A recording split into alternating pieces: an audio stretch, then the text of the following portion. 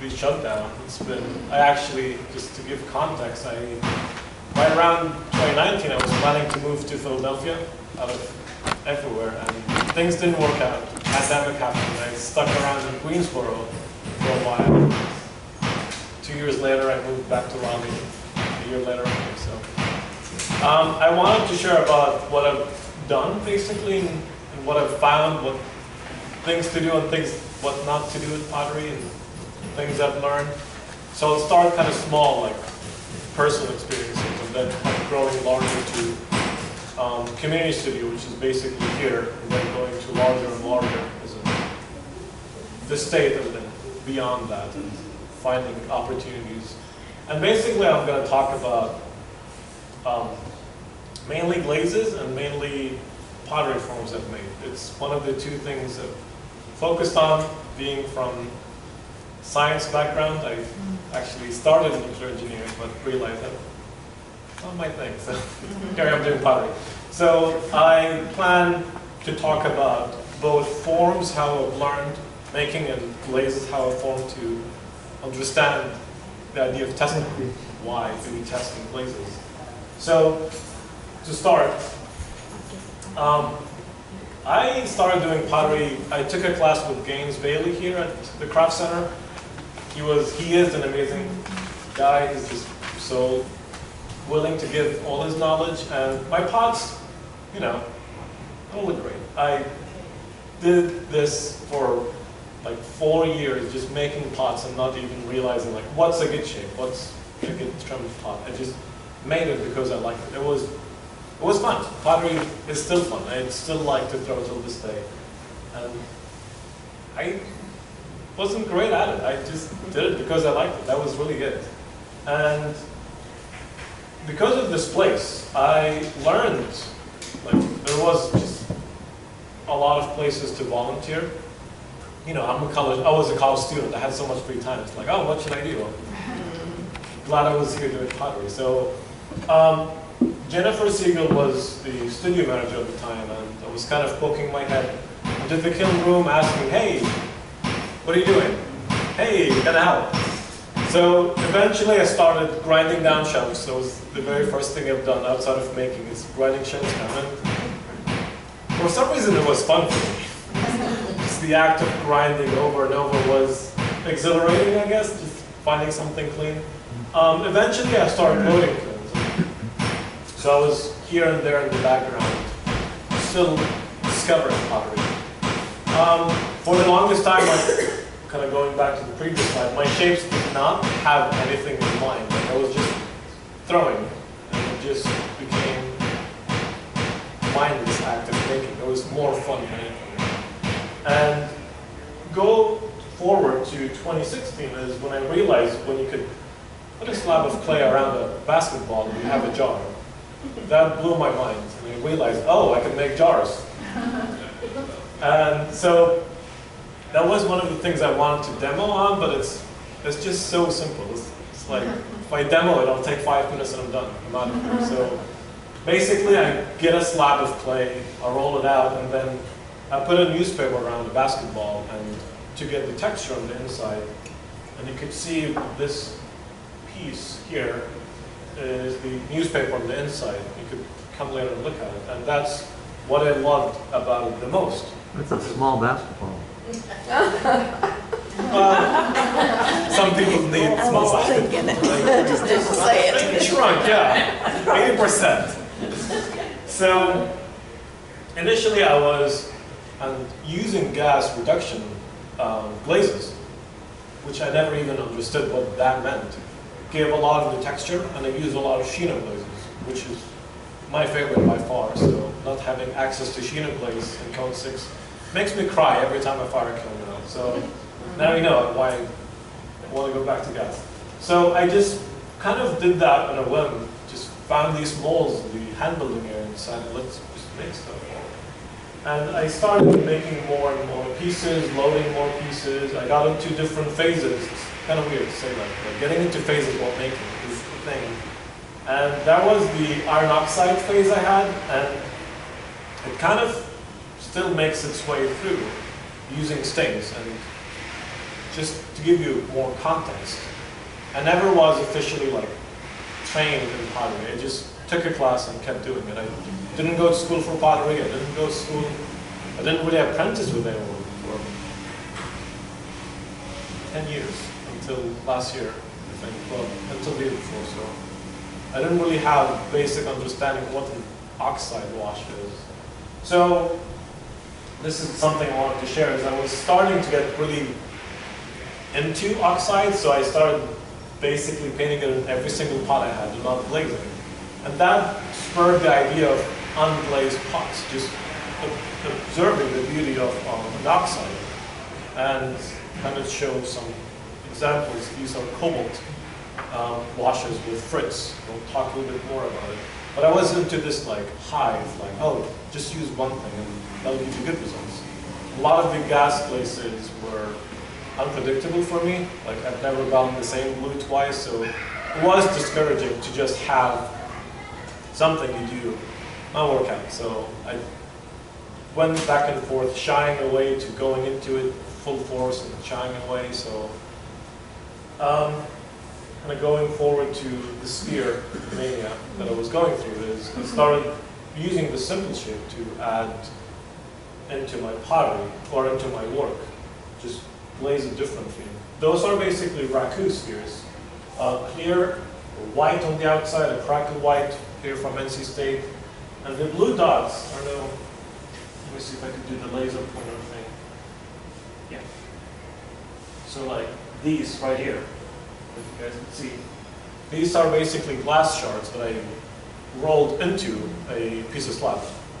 And I believe it was fired to 1800 Fahrenheit, enough to make the glass melt, but not a lot to make it melt through the clay. So it's still there, and it's one of those things that I realized, like, you don't just have a glaze and that's it. You could add other things to the glaze. Raku is a lot of fun to go into, but kind of ending that a little bit, or closer to today, larger basketballs that started kind of deviating a little bit away from utilitarian. I decided, well, what's the point? Like, I'm making a jar, I get it. So that was more experimenting and making basically sculptures. I'm kind of happy because I'll talk about this one later. It was more of that fun coming out and making. It wasn't just to make something utilitarian, which is most of my work nowadays. The jars were to be functional. I didn't make the jars to be decorative. So it was brave, to say the least, about myself to do that. And it's something I learned down the line, apprenticing with other people, that apparently this stuff sells way better than I would think. So I'm moving on though, for finishing up. Just experimenting. That was right before the craft show of 2019. I was deciding, needed to mix both things, so I added handles, and I was trying this thing out, and it was working, but I stopped. It was basically using the photography studio there. Just scanned prints of plants that I found outside. Did a dark, it's a transfer, image transfer onto a screen, and then transferred it using Slip.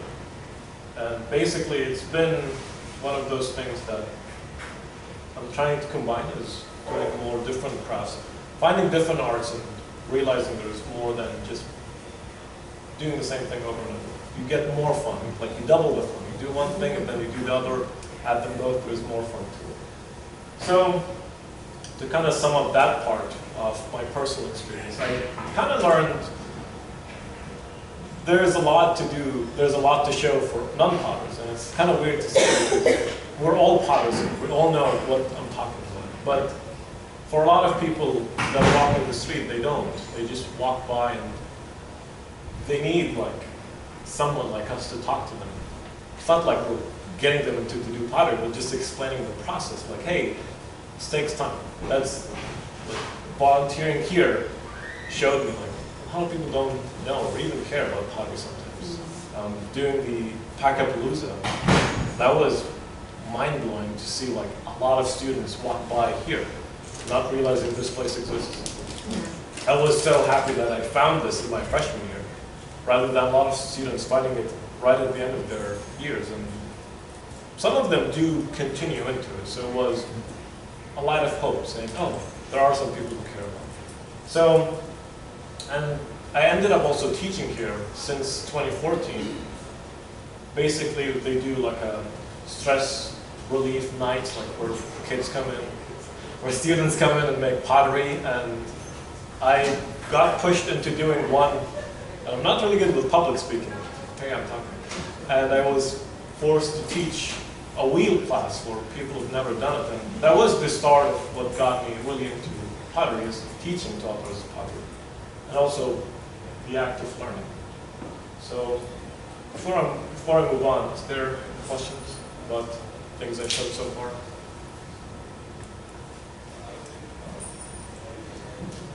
Thumbs up all around, perfect. Next I'll talk about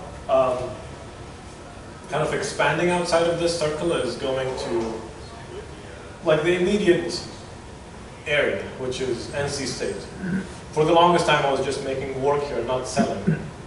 I was asked, I think, beginning of 2016 by George Thomas, who was the director here, and he really wanted me to be part of that kind of line of students who like would highlight the aspects of the craft center. And I was like, I don't know what I'm doing. So one of the classes I took was a sculpture building class here, and I ended up making a pagoda. It's basically a large temple that you find in East Asia, and I was in love with the shape of the roofing, and decided to build one. And it's one of those work that I look back and really feel better about than most of my work. It's one of those works that I want to continue on and make more of. And having it displayed was like, wow, I've done something right. So it was a push, it was a boost of confidence for someone who's just been goofing around for like 4 years, not knowing what they're doing, or even getting it. So kind of pushing forward to 2017 is when I had, of course, craft show every year. You guys have been part of it. That year was my first successful every year. I've done it since 2015, or 2014 actually, and I kept flopping every year. I didn't know what I was doing. Basically I had pots sitting on the table saying, it's like a flea market, just sell stuff. That's something you shouldn't do. Don't put your pots up like a flea market. If you want to learn from me, that's something to take. So I learned that if you take the time into displaying stuff, it really brings people, and talking to people about just anyone, people as in non-potters. It really makes a difference in someone to learn that, oh, the artist is talking to me right now about their work right now. That's in my hand. It makes it special for everyone. It's no longer the age of just like buying a whole set of things and that's it. It's more of a time understanding where things come from. And I think it starts from us talking to just anyone on the street, someone walking by your booth. Hey, how's it going? Like, what are you enjoying in this place? What are you enjoying from this show? And people would be ecstatic, like, oh my God, an artist talks to me. It is a big deal for a lot of us, as a non-potters. And also potters. Like, imagine you find someone you admire and they started talking to you. That's building a healthy community, in my opinion. So if you remember the other piece I showed you, I kept showing at the arts, NC State Arts show, student art show, and that was a very mind-blowing thing for me to happen, is seeing a very useless piece, as a utilitarian potter, seeing a useless piece sell. Like, you can't use it other than just putting it on a shelf. To the arts archive, it made me think, well, it's not the object people are buying anymore, it's the idea that I was presenting to them. And I don't know if you could see here, but I had to display the caption saying, the sun rages and dies out in front of us, how long do we have until the source runs out? Does it matter if they're long gone and replaced by something less meaningful? So it was something about going through school and realizing, what if life was getting that out had we thoughts? So it was one of those things that I realized, like sometimes if you just make things because you like it, that speaks to people volumes than just mass producing one thing. No offense to someone who mass produces things. Like, people need equipment or basic needs in the end. So there's always a good balance between the two. Making the things you love versus making the things people need. And 2019 was probably the best show I've had here. I know it's kind of weird saying it out loud because that was one of the, of course, that thing. I made a barrel drum during that year, so I had all these strings. So I went to a friend, a welder friend, said, hey, can we weld these together? And we did, and we got an orb. People asked me if they could buy it. I'm like, no, it's my sling. You can't take this from me. I made this. But overall, like, that show was, I took time to seriously present myself, just have everything cleanly displayed. That over there, that corner was the overflow stuff. I just hid it so well. No one would see that I had boxes of stuff sitting, just presenting myself well. And it was a really positive experience to see that. Like when you show your nice side, your positive side about what you do, people will appreciate that. So that's kind of moving on. That's the body of work I was heading toward. That's wood-fired in the center, orange stone. Big fan. Always about wood fire, and everything else here is gas. So I also took a class at NC State while I was going to school for pottery and archaeology. And one of the things we talked about is like the pieces, the pots we find, or the shards, not shard because it's a pot, therefore it's S-H-E-R-D. That was the term we had to learn. That's the thing I gathered from class, is that one term. So I took the time to really value, and like when you find a piece on the ground, like any kind of pottery, that was basically a pipe. I was in Black Mountain. I was with a friend walking around, and I found this piece of pottery near there, and it's from the YMCA Blue Ridge. And back then they had clay pipes. So I remember taking it to an archaeology. I kept looking all over the state for a pottery archaeology office, and there was one there in Asheville. So I went over there and gave them like, hey, found something for you, and they're like, cool. We have a lot of these. so it wasn't anything special. But the idea, like the class imprinted in me, is just appreciating anything we find in the ground, whatever pots. Because sometimes you might be just walking on the beach and realize like, oh, this looks like a cool rock. It might be like ancient American arrowhead that you never thought of. So it started giving me a greater appreciation for the work others put in time, not just us. People hundreds, thousands of years ago do that. So started to realize that like, pottery is a living, breathing art. So it kind of pushed me towards experimenting. So a lot of the times here at the craft center, when the clay bodies change, when the glazes change, extruded pipes were made to test all of these glazes there with the new bodies, fitting, clay fitting, or clay glaze fitting is such a big thing in my kind of current sphere of thinking, because it's such an important part, and I talk about these, is getting a glaze that fits is not an easy thing, because every single clay body in the planet shrinks just a little bit differently, which means every single glaze you make has to fit in just the right amount of shrinking. Otherwise, if it's too much, it'll craze. If it's not, or if it shrinks too much, it'll kind of like pop off. And if the clay shrinks, it's one or the other, I keep them confused, you'll have crazing. So, unless you want the crazing, then you call it crackling. So do it on purpose. But that idea of testing, and you kind of see that on this side of the table, is what I liked the most.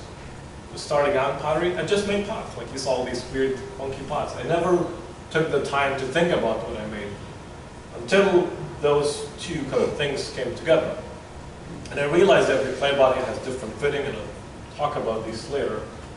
So that started my urge to just test every single clay body, every single glaze on every single clay body. And it's fun. It's like even bad experiments from one of my nuclear engineering classes. Every experiment is a good experiment, whether it's good or bad. No experiment is a bad experiment. So, which kind of makes me want to show you this. I tested some glaze, and it was a white, but it wasn't acting up. And initially I looked at this and thought, oh, that looks great. And then I looked at that, it melted onto the shelf. It was sort of like a lower fire. It was more like a cone 4. This is a cone 6, so everything just melted off. And also it's pretty, so, which kind of gave me a hint that I should not really use that glaze. But I did anyway, and the pot melted on the shelf. So, but it's one of those things that you realize, like the more you test, the more you know what your glaze will do.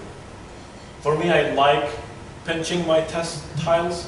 I did throw some for a bit, and I never was happy because it never gives you enough texture. It doesn't tell you how the glaze breaks.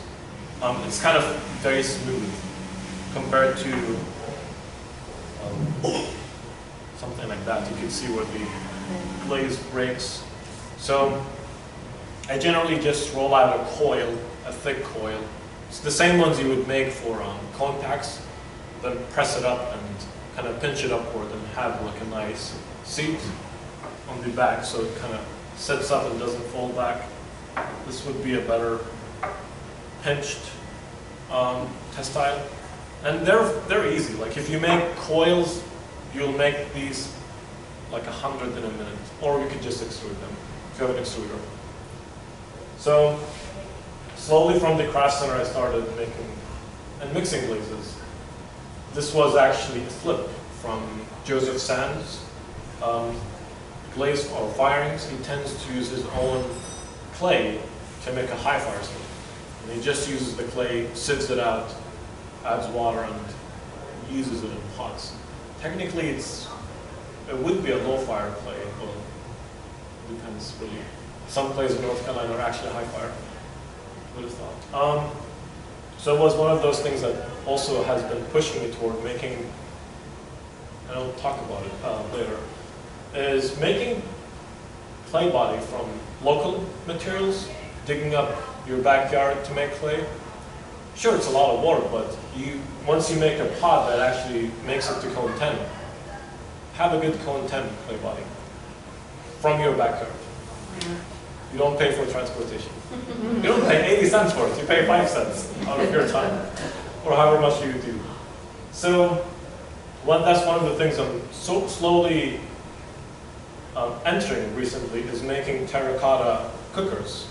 A lot of the glazes I've been working with for ovenware have been really frustrating, because the great thing about ovenware is it doesn't shrink. Ovenware is made to have very low coefficient of heat expansion, which means how much it grows and shrinks when it goes hot. So every single glaze on it will craze, unless the glaze is a very low shrinkage, then it will fit.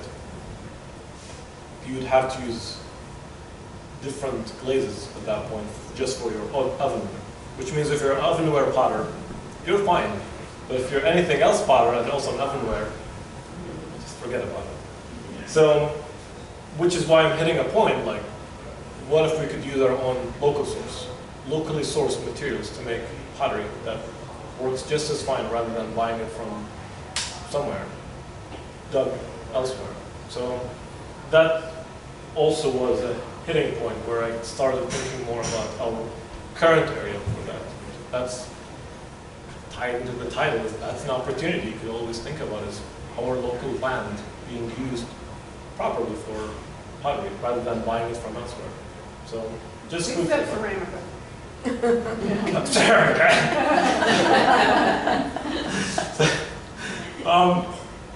I wanted to share this with you. This is one of the weirdest things I was loaded is, I don't know who it is, but a lot of potters make the funkiest things in kilns. This was an NC State here, and it's like, it's a gorgeous mask, but also the one here, I think someone, let's see if I can move the mouse. I think the mouse is dead. There it is.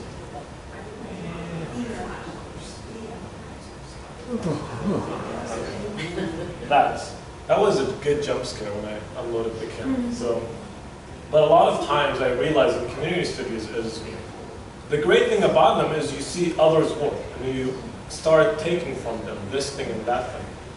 And honestly, that's what I've gathered here the most from, like all the guys, all the people I took classes with. I mean, notably, I have to thank Conrad, Edge, and Gaines for like being here for me. Like taking classes from you guys would not, I would have not become the potter I am today. So I just wanted to mention you guys for being here in this community. So Conrad, especially with your raku finds, it was pretty cool. Edge showed me the clock. Never gonna forget that. So working in here, I realized more about, like, slowly I started getting to the realm of firings and pyrotechnics, what it means to fire kiln. So kind of some this super, like this closed community here is kind of getting a lot of hands-on, just grinding those shells. Defined like 4 years of my life here. Being able to help with events, that was something I never imagined. Is like, putting on an event is such a weird thing as a person who like didn't really have much life outside of potteries. Like, oh, you have to function with, like, how do you have these functions with non-potters coming in and appreciate your work? Galas and all that stuff, and like nights for students. That was one of the bigger things. Like kids coming in, they want to make pottery. How do you make that into like a venue? How do you make pottery into a possible venue? Doing one-off classes, one-off things. It was a weird thing that I still have is a lot of people I met through these one-off classes come to me like years later, like, oh, you taught me how to make pot. And I just look at them and say, I don't remember you. I'm glad I showed you pottery. Like, I have no idea who you are. It's kind of embarrassing sometimes. You meet hundreds of people, but it's such a good way to realize that people do appreciate that. And kind of going back to it, like when you show someone how to throw a pot, they will remember you for the rest of your life. They will know this guy over here, this woman over there, they showed me how to make pottery. And I owe them my life. So, and kind of to mention, like, kiln work, that was something I learned through working here and continuing on mention about food farming. So, any questions about the immediate community, things you've seen photos?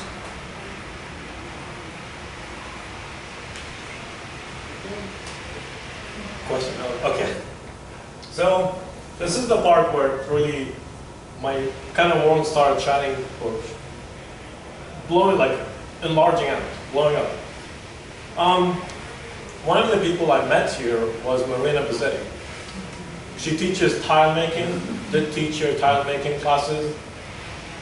And I remember, like, she comes in one day, like, she has a salad. I'm like, oh, where do you get that salad from? She says, some restaurant. I'm like, okay. And then I just started talking to her, and eventually she's just up front and says, hey, do you want to work for me? Sure, I'll try it.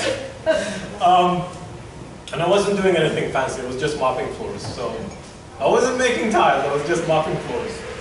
And it was a nice start to like work in the back and see everything from behind, seeing like how she sort of paint. It was more enjoyable learning that way than just being like in someone's face and just being like, what are you doing? What is this thing? Can you show me? Like, it was a less invasive way of learning, and it was much cooler way to know how she does her work. And she just sits in her studio hours, just listening to radio and painting, and it's just, sometimes I think about like my wrist just feels like in massive pain just seeing how she just paints the wax around every single line. Like, every single tile you see there, between every single color, she just sat there and waxed every single line. Of course, she drew that on pencil, so then she waxed it on. And that was something I realized is you could use something as simple as a tile and put so much work into it. It's amazing. Just, you know, someone would sit down for hours to just paint a tile. And you know what? People appreciate that. People look at that tile and say, holy macaroni, you made that. It's amazing. And of course, you know her, she sells in the Boylan Heights art show every year, so go say hi to her for me. I haven't been there since a while. So. The other two potters I wanted to mention is Gretchen Quinn and Liz Kelly, who just happened to be there from proximity. It worked out that literally I'm wedging clay for Marina and I see Gretchen, and Gretchen's like, hey, how's it going? It's just, we're just chatting. And she's sitting on the wheel throwing, and same thing with Liz. She's standing there making, you could get the mouse to work for a moment. That chair over there is where Liz just sat and did her decals. Soaks like hundreds of decals and then puts them on. And it's one of those things I realized is, even though I was starting out with very menial work, I was just mopping floors and wedging clay, because I don't like going to the gym, I just needed something to do. Just needed to get out of the apartment and do something. And eventually Liz said, hey, do you want to put my handles on? And it was kind of scary initially, thinking like, how can I fulfill that role? How can I fit in these shoes when someone else does it so well? I mean, gosh, I did it until like the beginning of this year, until I realized like, sure, I could do like 60 handles or like a handle every 5 minutes. So like, it took me 3 hours to do like 60 ones, and it was one of those things that I realized, and you could even tell my potter, like, I can't get it out of my muscle memory, but every single handle I make now looks like this. But granted, every single handle I put on I mean, I went through the process, like make 10,000 things of the thing, and you get better at it. And it's one of those things I never realized that would actually work. It's like, oh, I'm making $1.25 a handle. I'll buy lunch with that. So, but it's one of those things that it does work. It's sort of an apprenticeship, a soft apprenticeship, I want to say. And all Liz needed was someone who needed to put on handles, and just someone wanting to do pottery just happened to be there. And you know, things worked out, and here I am, you know, making decent handles for once. And every single pot I made for that just had like dinkiest handle just coming out, and like 20 pounds of handle. So it does pay off to have, and even before I stopped working with her, we just had really nice conversation, like how do you hold the handle? And we talk to each other, like, I hold it this way, I have large hands, and she has smaller hands. And we talk about ergonomics of a handle. This is, to me, this is nice. For someone else, this is large. So you start changing your handles accordingly. And for me, I liked having a thumb rest. I liked having something to like grab on. And I mean, for this handle, I just put on a handle and just smoothed it out and made a coil, mashed it on. That was that. There wasn't magic to that. And for this teapot, it's kind of the same idea, doing the handle going out, just so it works. As you can tell, most of my handles now mimic hers. If you go to her studio or see her work, it's the same thing.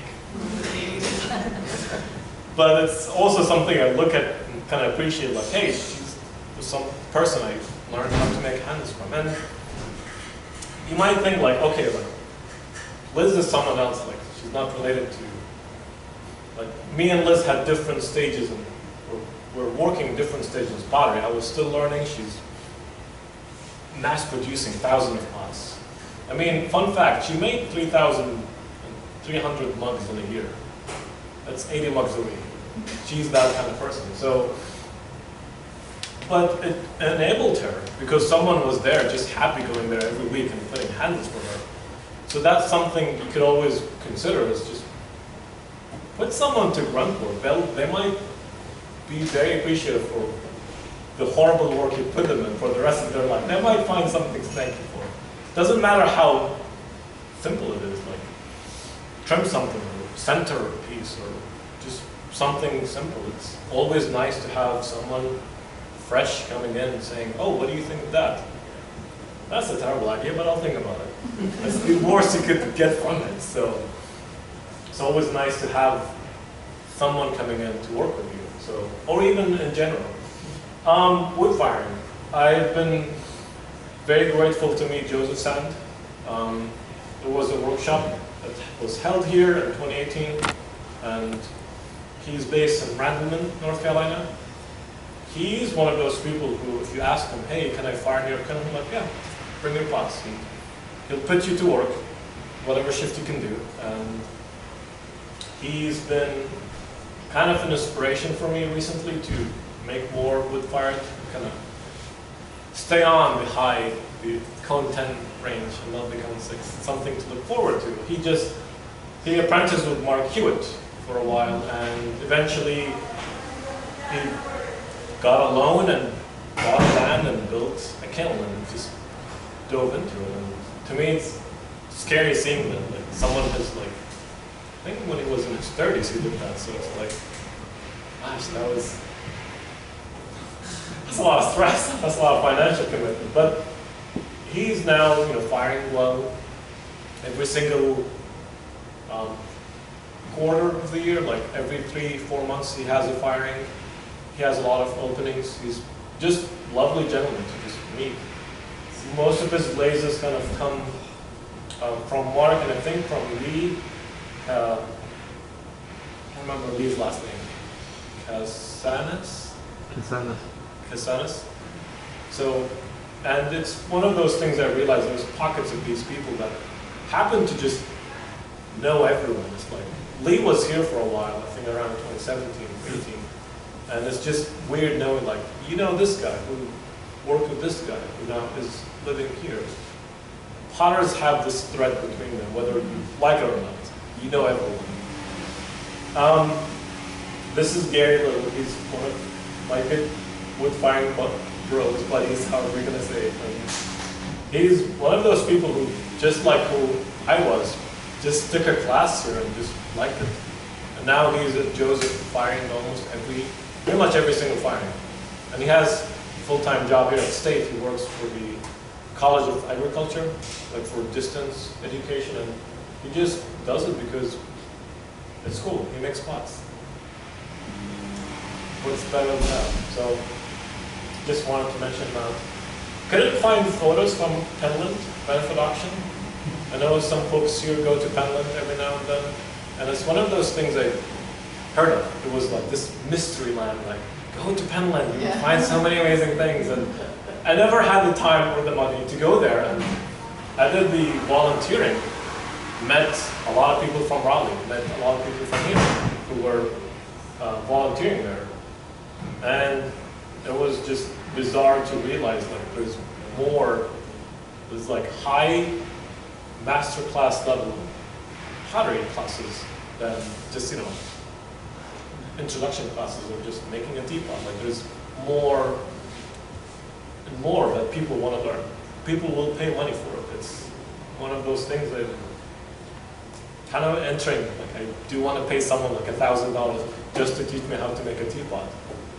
I'm looking at some people here like, I want to learn how to make a teapot. This is not pouring well. And people want that. People want to just sit down with someone and learn and just hear how you did it. I want to bridge the gap before and after the pandemic.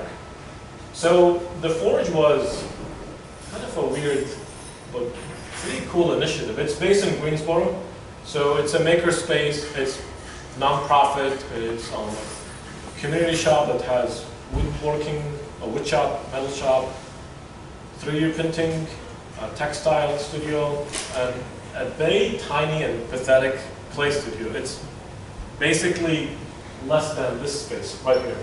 From this pillar to the wall, it's much smaller than that. They just have 3 wheels, 2 cones. That's all they had. When I started there, of course. It was around the time I was planning to move. And it was a nice kind of like hopping stage, and it was the weirdest thing to see that Ike, one of the guys who still works there, comes over to Ceramica like 3 weeks ago. He's like, "Oh, I remember you." I'm like, "Yeah, you're the guy who gave me the orientation. What are you doing here?" He's like, "There's no other pottery stores." And it's just bizarre to see someone from a different state coming over saying, "Hi, I know you." It's like, is it a good thing or a bad thing?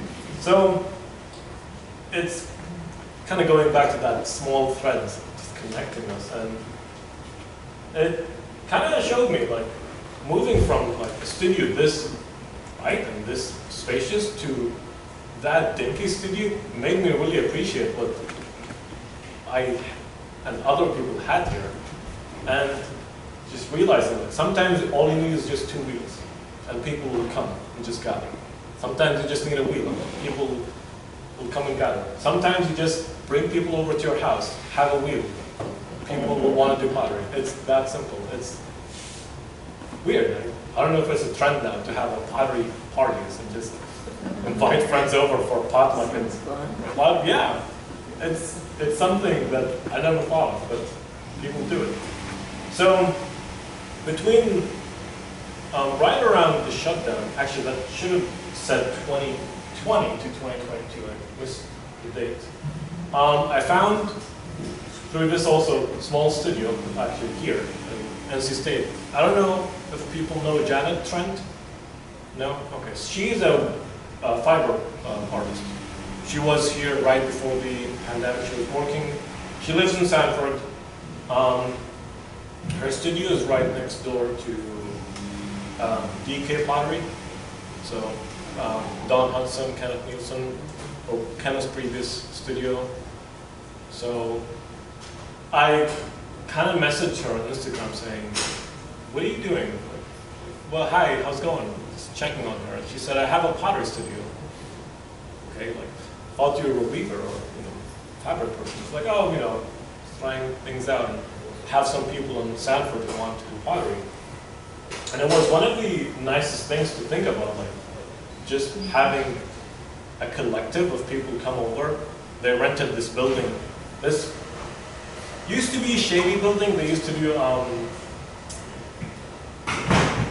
guess, like gambling of some sort, like online, like stuff, gambling, whatever. And they just turned this into this community place where people come in and make pots. Downstairs, you make pottery. Upstairs, you weave. So it was this nice mixture of a place to have. And believe it or not, for a tiny town like Sanford, a lot of people came on the door almost every day knocking. And I'm just sitting there hiding with my mask. People coming over, "What are you doing? I want to do this." And it's kind of worrying for someone like me sitting in Sanford, having someone knocking over, wanting to know what's going on. It's like, don't mind me, I'm hiding. So, but people want to know. Like when people see an opportunity, they will just kind of grab on. They want to be part of it. They want to know. So during that time, I kind of helped Janet apprentice. I helped running the studio. I was mixing a lot of glazes. All of that in the back is Alabama Rain. She took a workshop with John Britt that happened, I think, at the beginning of 2020 in Ceramica.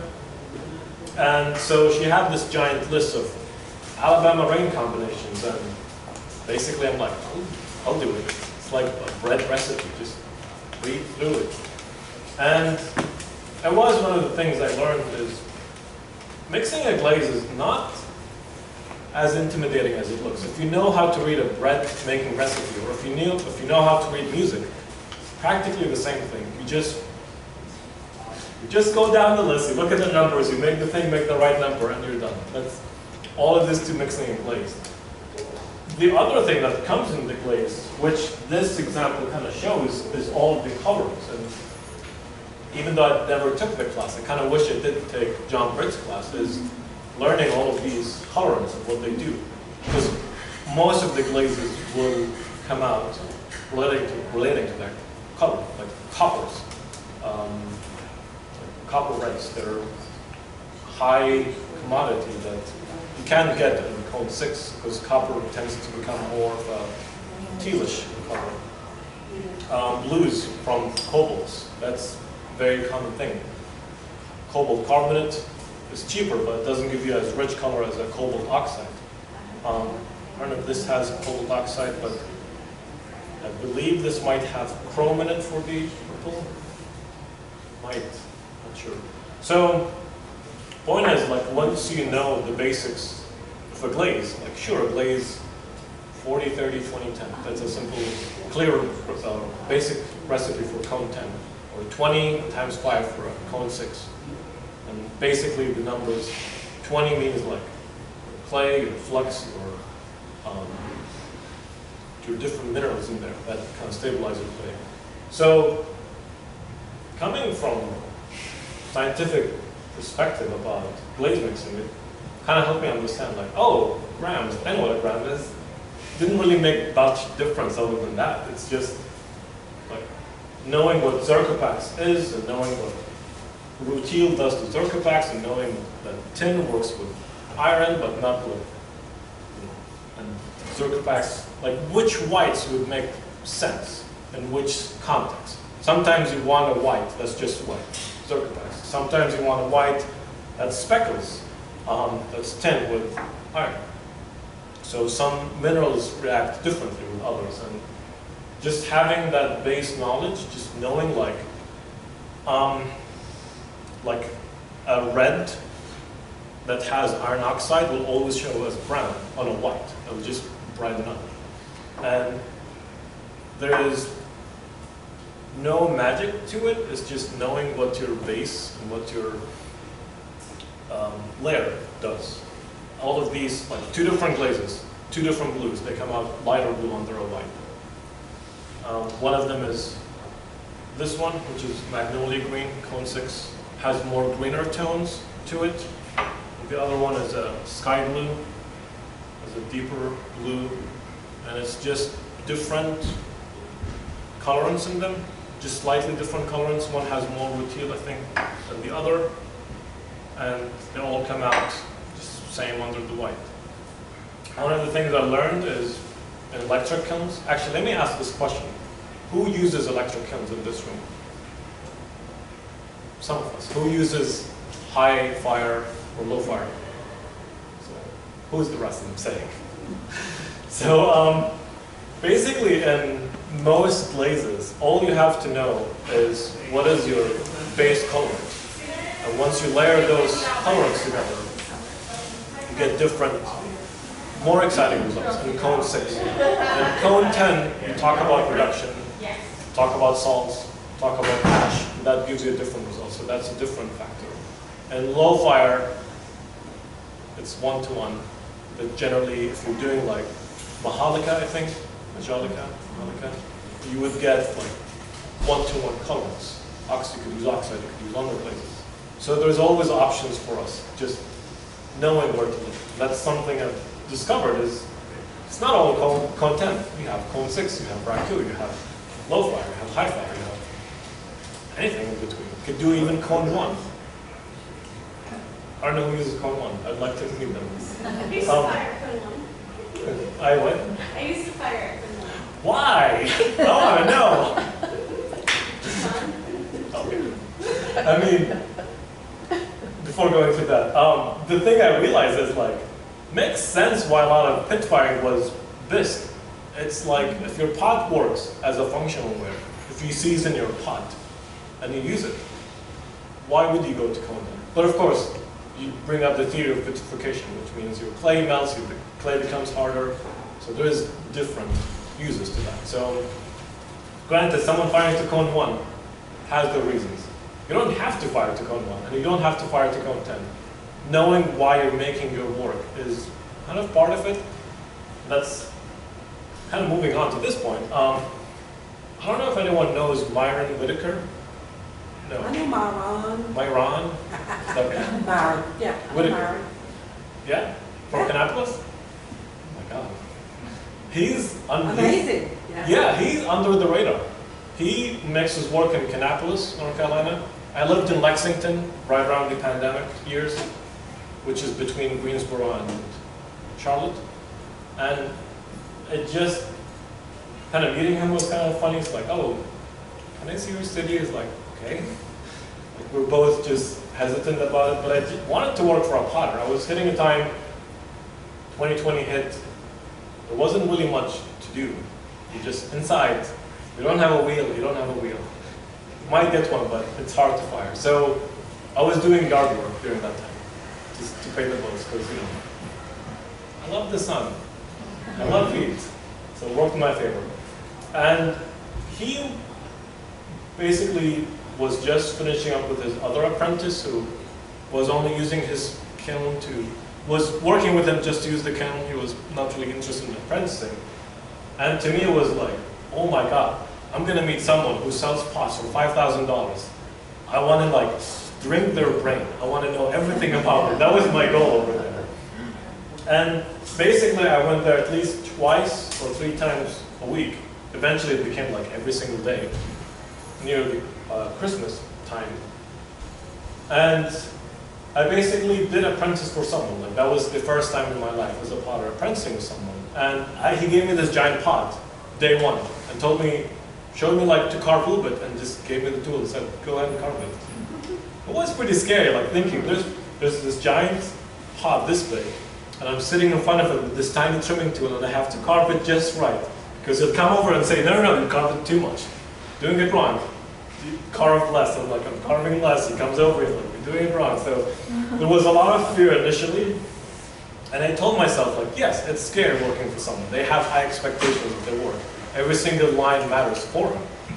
And so the lines at the bottom, he used a carving tool, like a trimming tool, the circle one, and just went down, started with a high amount of pressure and then released to make these raindrops, which really pushed me toward like a chaotic design, just working with massive numbers of pieces creates an object for you. Sometimes looking at the bigger picture kind of thing. And the top part, basically using an end of the brush and just tapping all around the piece to make this hammered look.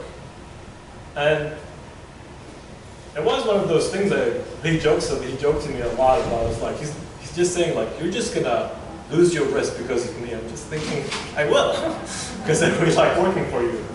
And one of the other fun things I've done with them is raku firing. He comes from a background of working in Burlington and like the fabric manufacturing industry.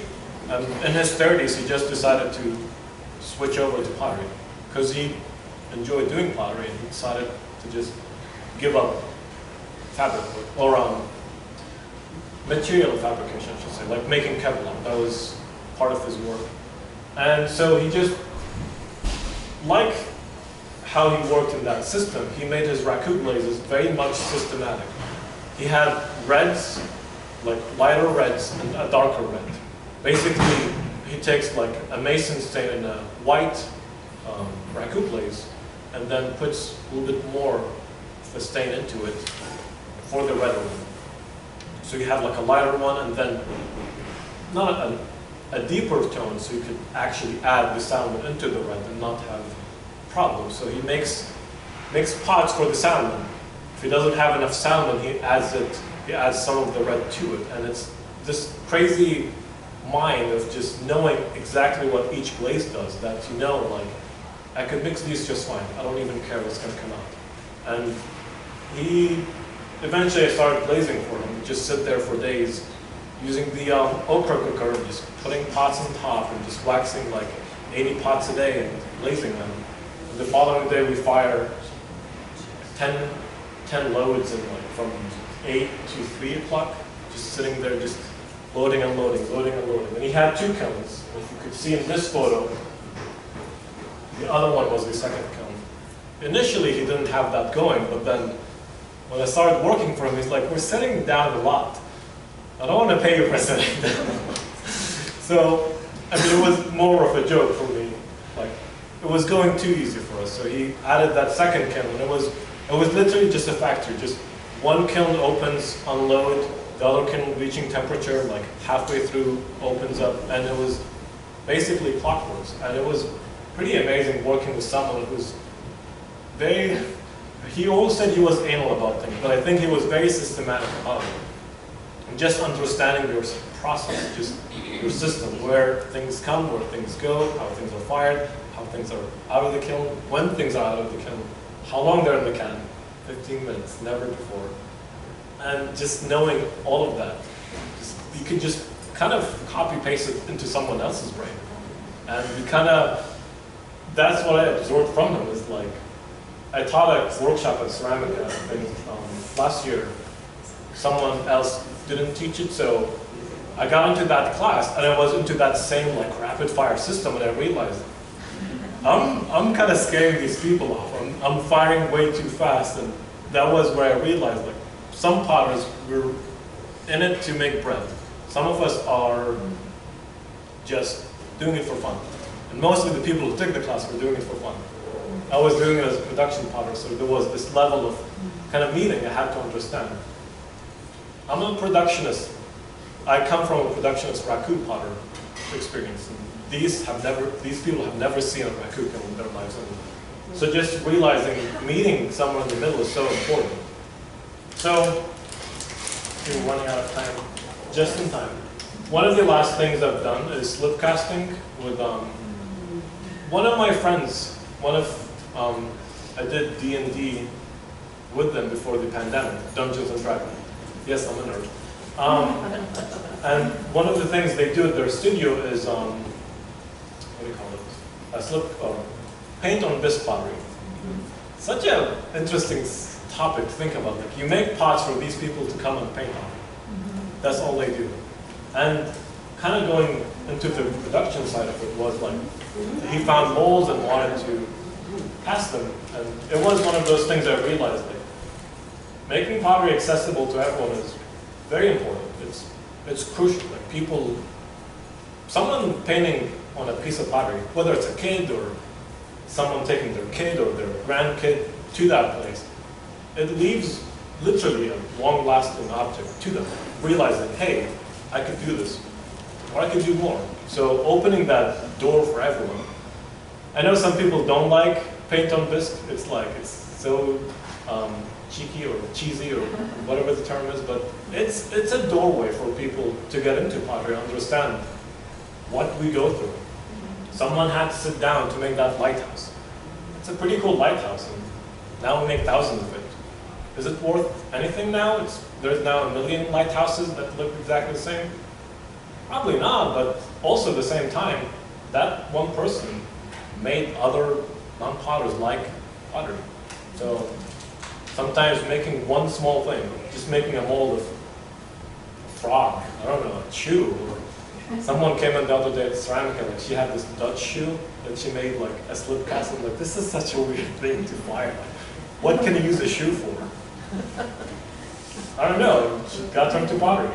So, summarize, all from marina to working in clay stations, just having an apprenticeship for someone, having this opportunity for someone to come in and be taught.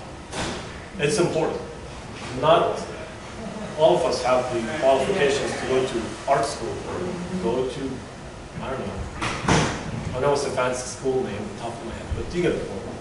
And finding these pockets of people, like, I don't know, Karen knew Myron. Like, what a connection. Small world? Yeah. And just being able to work with others. One guy I really wanted to work for, but it didn't work out, was Ibrahim in Greensboro.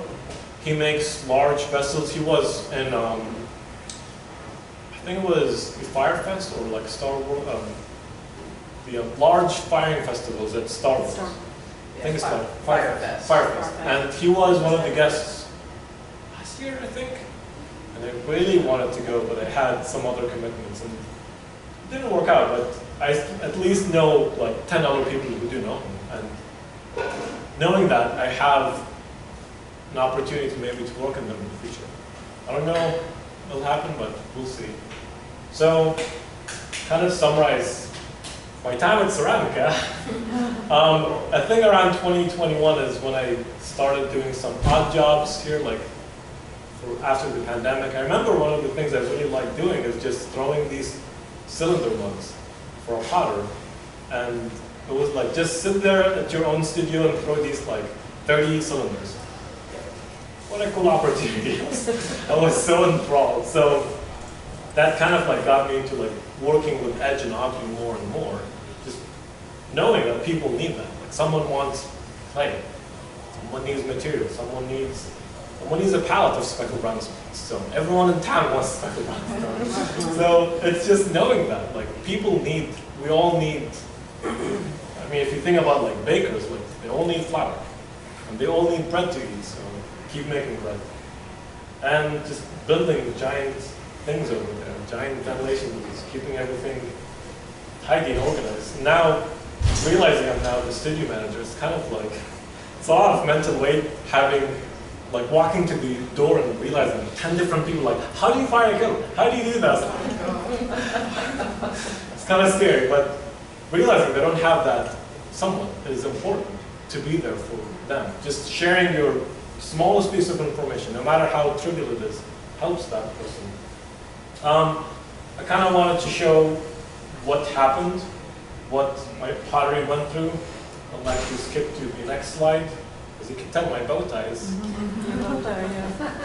So it's one of those things I realized that my pottery was just started out for fun.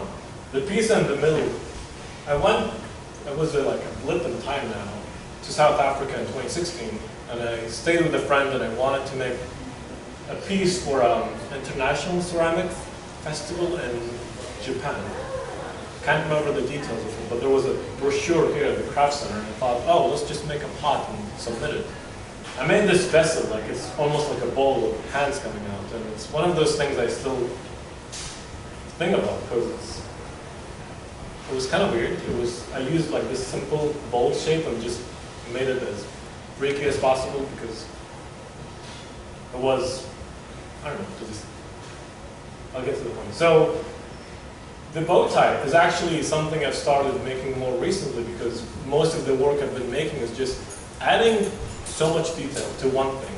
Sometimes makes it either nice or just kind of freaks people out, like seeing this growth in a piece is just too much for some people. For me, it's like just looking at the corners and realizing there's all of these things.